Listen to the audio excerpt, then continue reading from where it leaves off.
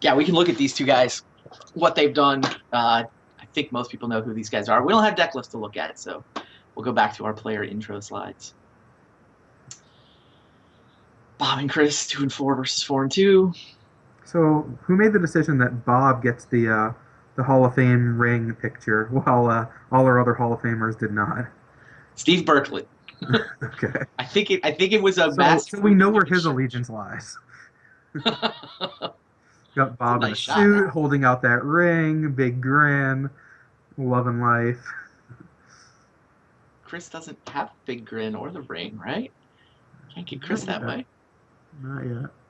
Yeah, there's a list of what Bob's done. 4 top 8s. The win in Pro Tour Chicago was just amazing. I know a lot of people looked at that as, one of the most spectacular finals performances anybody's ever had. Got some help along the way, but I mean, had to play to take advantage of the help, right? Yeah. Have you ever watched that match? Once or twice. Once or twice. It was my call on play-by-play, and certainly a fun one to go back and listen to. Yeah, I've asked you a number of times if that was your favorite match to cast. And for full That, match, it probably is. it's crazy. Like, Yeah, the Finkel Maher one was really fun too. The World's Final that they played against each other. yeah, I wonder if there's a place to actually watch the whole thing. There's a number of places to watch some of the games, but I don't know if there's somewhere where you can watch all five. Oh, I Um, don't know. Yeah, there I was an know there's ESPN some show 4 and around that. 5 highlights. There was an ESPN show around that one, but it was the game gets kind of chopped up, and it was sort of better. It felt better live. I don't know. Yeah, no, I think they kind of focused on games 1, 4, and 5, if I'm not mistaken.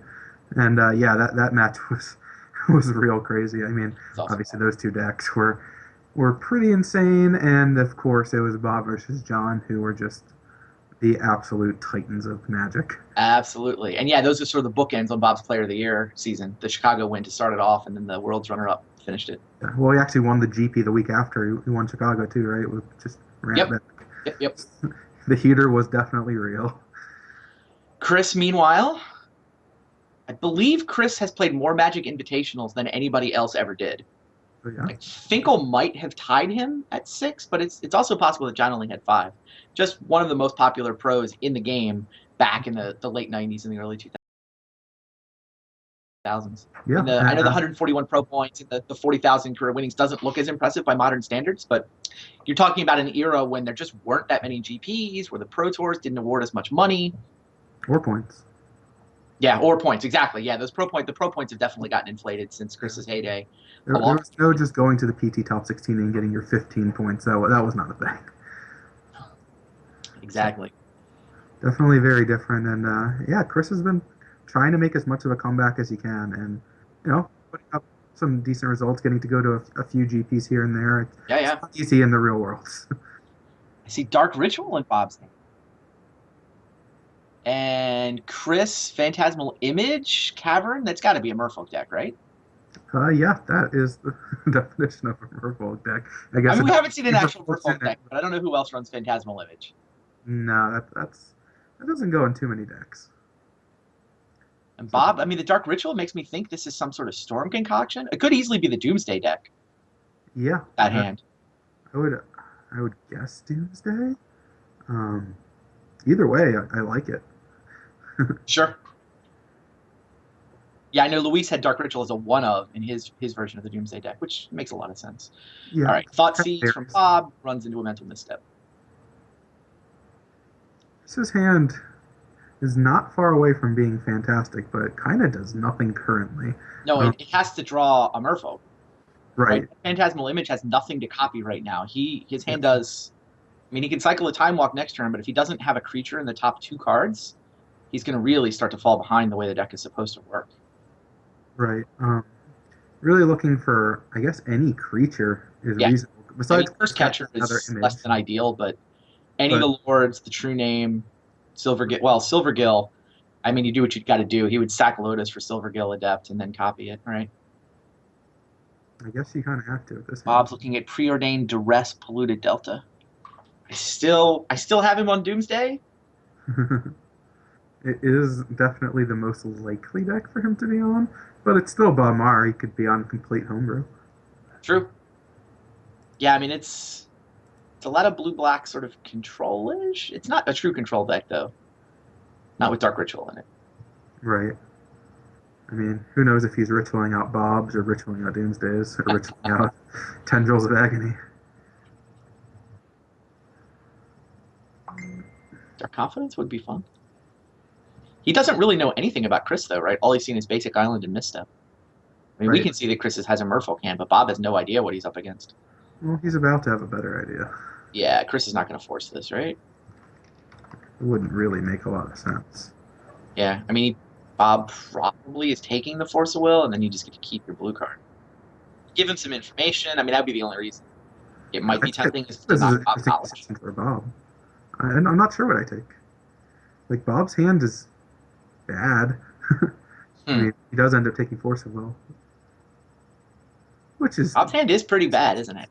Chalice of the Void. That's some neat tech. yeah, that could be really good here. Well, it's gonna Wow, stop something. you just Chalice one here, right? Your opponent has shown you Duress, Thoughtseize, Ponder. Yeah. Yeah, he's going to Chalice one. That seems pretty good against Doomsday. It hits all the cantrips. It hits however many dark rituals there are.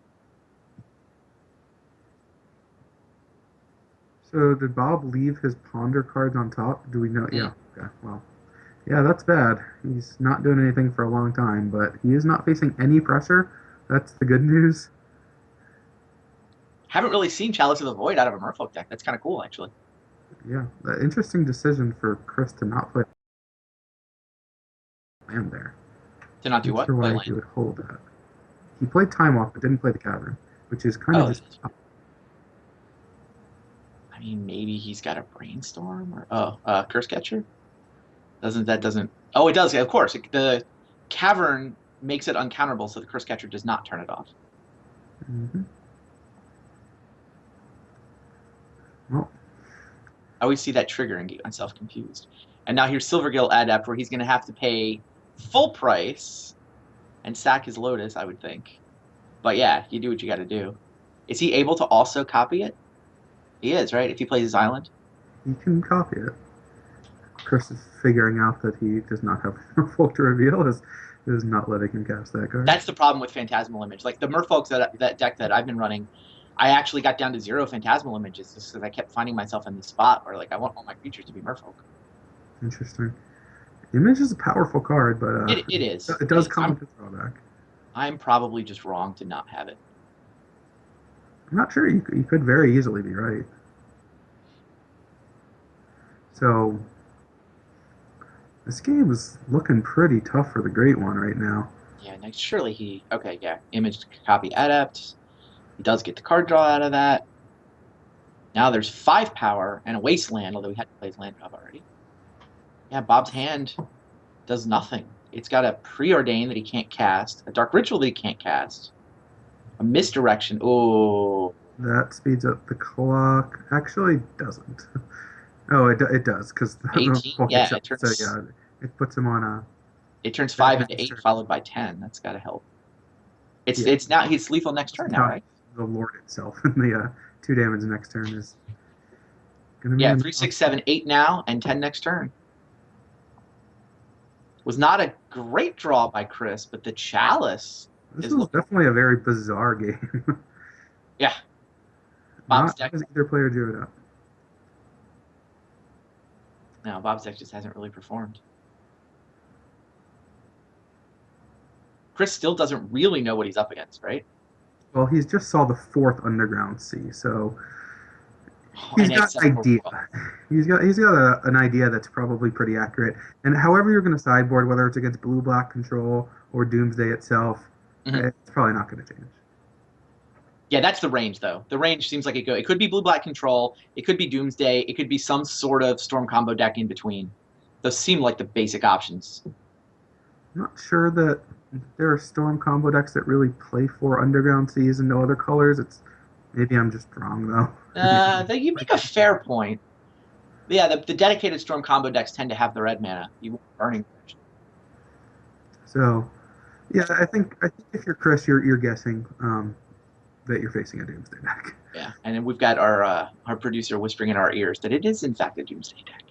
he has seen the lists, so fair enough. This is a matchup we've actually seen a few times, just not this season, right? I don't believe you faced Doomsday with your Merfolk deck, No, and I no beat Doomsday Luis. Merfolk when. What's Isn't that the set where I beat Luis? Or no, I beat Luis with the Belcher deck. Sorry. So, this was a matchup that I think both David Williams and I played, but it's all the way back in trimester 1 of season 1. Against But, Menendian. yeah, so it's been a while, but yeah, it's definitely it felt like a pretty close matchup. I'm not sure. I'm not sure who's necessarily ahead. Yeah, it feels like Chalice is a big deal, though, right?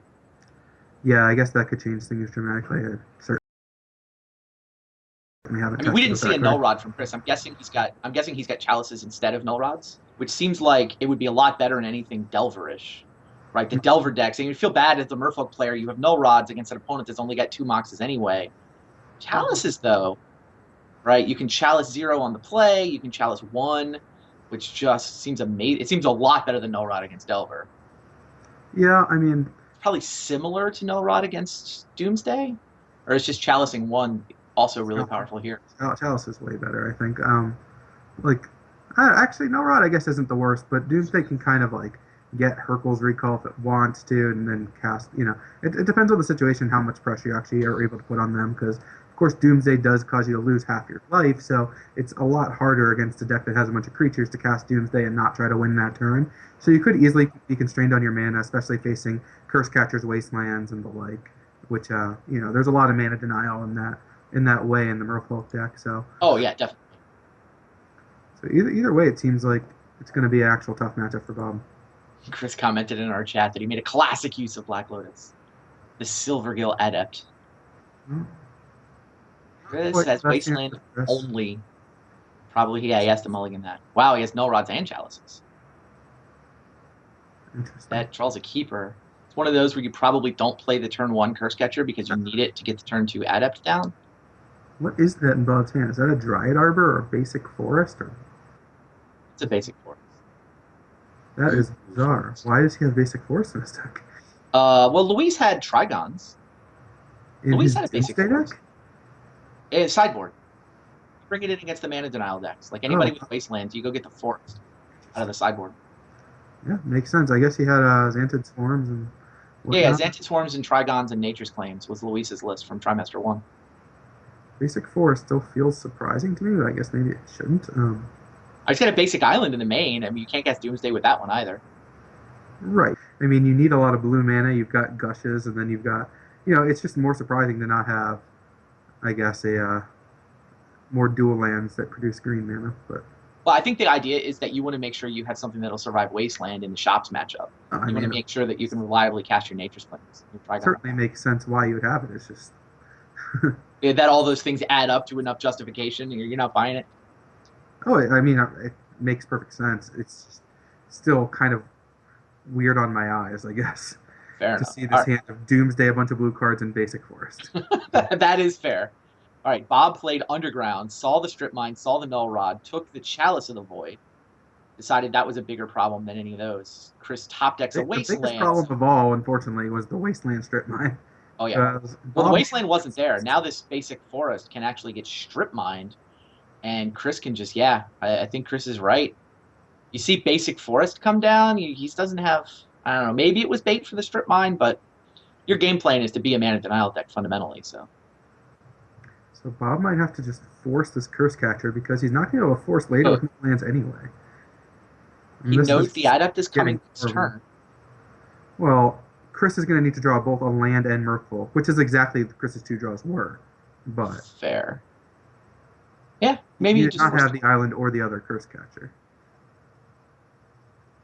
And he does have another Force of Will. And Bob's got to be sick of these Merfolk decks. This is pretty much the same spot he found himself in against me last week. Just no mana, no ability to do anything.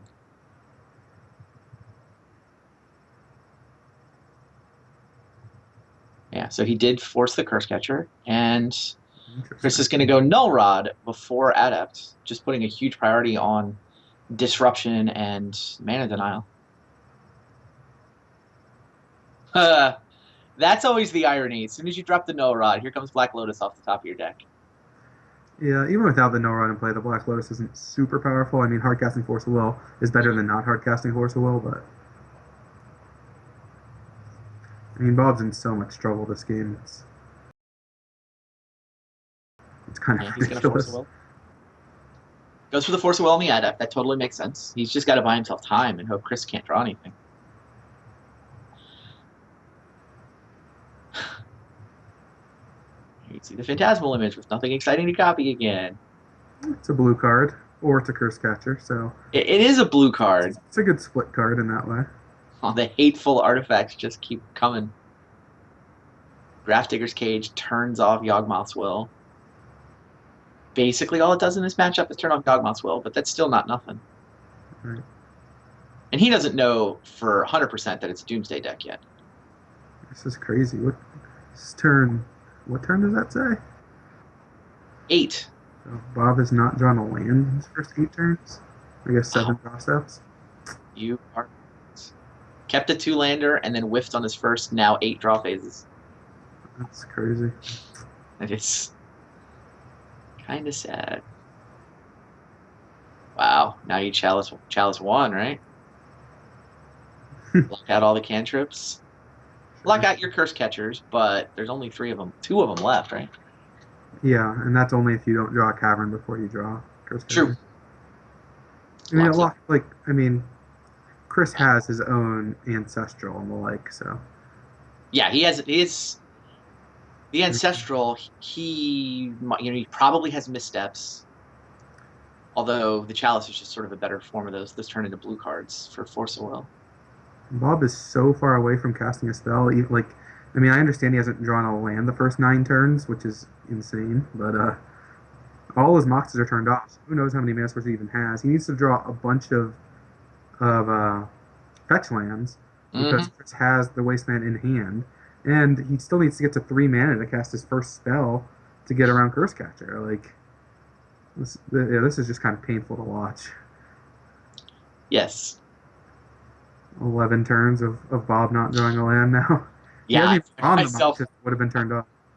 Find myself just rooting for Chris to draw a Lord so we can put Bob out of his misery.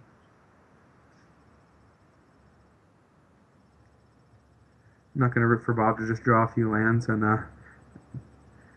There's no way it's going to...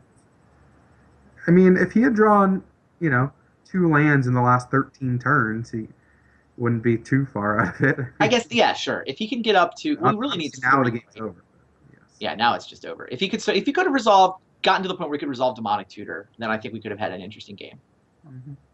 But no. This is crazy. He still hasn't drawn a single land. He hasn't drawn a mana source. No. And I understand that No Rod would have turned off several of them, but... Yeah, but still. Turn 14 and he hasn't drawn one. Crazy. Well, any fears Bob had that he wouldn't have time to do commentary in the next round may have been misplaced. We have the 2 of these guys scheduled for the next round, so... What about the salt? Have you factored that in? Bob's not the saltiest. No, he's not. I mean, he's not happy, but I mean, he didn't do anything wrong. I think he's the kind of guy who's like, look, if I made good decisions, I can live with myself. And, what was the decision he made? Like boarded in another land too. That basic force, I assume, was in the sideboard. So, yep. What are you gonna do? Did you bring it in against anybody with Wastelands? The only decision he made that seemed super relevant there was his very initial deck choice. Yeah. I mean, got to keep your 2 landers, let Thoughtseize, and then ran into 2 LD spells. Although, I mean, the Strip Mine didn't matter. The Forest was never casting a spell. Well, he drew Fast Bond eventually. Yeah, Chalice came out, I think, before he drew Fast Bond, and also he never drew another land. So Fast Bond wasn't doing a whole lot. But, other than that, though, yes. Other than that, he could have, in theory, maybe cast a Fast Bond at some point that would have never done anything. It would have allowed him to discard 1 fewer times. All right. I do kind of like the Chalice deck out of Merfolk. I kind of want to let these guys get in here and maybe talk about the things they brought here. That win is big for Chris. Chris is now 5-2. He will be, worst case, he'll be in 3rd place. He might actually be in 2nd place if you could knock LSV down a peg. And, he's starting to get to the point where clinching postseason berths is possible, depending on what happens elsewhere in the standings. So, big win for Chris. Bob, meanwhile, he's got 2 wins. So, I mean, he's still I don't know, above the bottom, depending on what happens, and honestly, probably still in better shape than he was at this point last year. But Well, he has the exact same record he had at this point last year, right? well, he does now that he lost this one. Yes. Yeah. So, so 2-5, certainly something he's somewhat familiar with, and luckily, he has multiple people below him this time, at Exactly. least for a couple hours. At So least for a couple hours. yeah, at the very worst, he joins a little scrum, and at best, he's still got a match lead on at least one person. So it's not the best place to be, but there are worse positions in this league currently, and Yeah. yeah, I mean the two other people who are below him both faced Pro Tour champions and Hall of Famers, so I mean they got a lot on their plates too. So not a lot of easy matchups, and yeah, that match was a bloodbath. All right. Well, we will get out of the booth. We'll let those guys come in. The next match up is my match against David Williams. Stay tuned, guys. Bob and Chris will be back right after the break.